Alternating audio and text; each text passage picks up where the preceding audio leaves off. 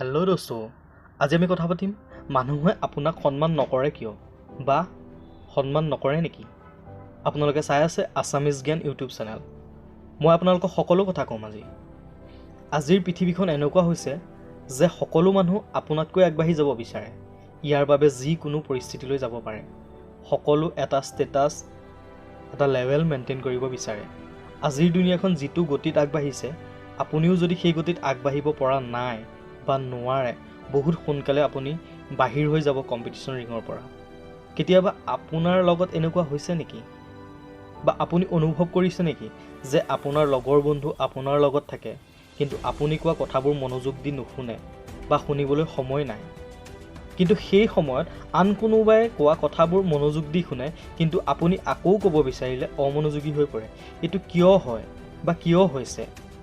কিয়নো আপুনি আপোনাৰ জীৱনত কিছুমান নতুনত্ব আনিব লাগিব, যাতে সকলোৱে আপোনাক সন্মান কৰে, সকলোৱে আপোনাৰ কথাবোৰ মনোযোগ দি শুনে। কিন্তু এইটো আপুনি কেনেকৈ কৰিব?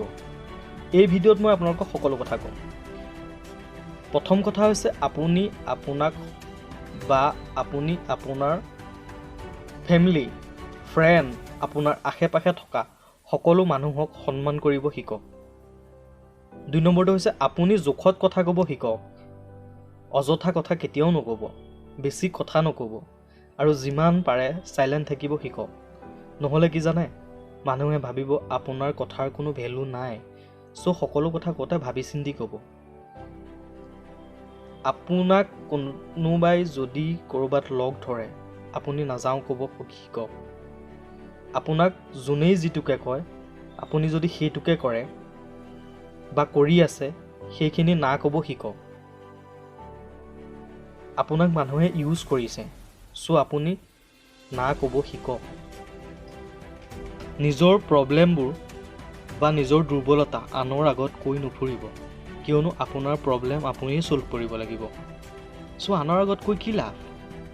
নহ'লে আনে আপোনাক দুৰ্বলতাৰ সুযোগ ল'ব। সময়ৰ সদব্যৱহাৰ কৰিব শিকক। আজি গুচি যোৱা সময়খিনি আৰু কেতিয়াও ঘূৰি নাহে। আপুনি আনৰ কথা বা আনক সমালোচনা কেতিয়াও নকৰিব। সদায় নিজক লৈ ব্যস্ত থাকক।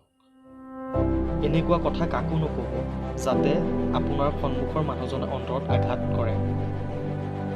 দোস্ত, আপোনালোকৰ যদি ভিডিঅ'টো ভাল লাগিল, এটা লাইক দি যাব, আৰু যদি পাৰে চেনেলটো ছাবস্ক্ৰাইব কৰি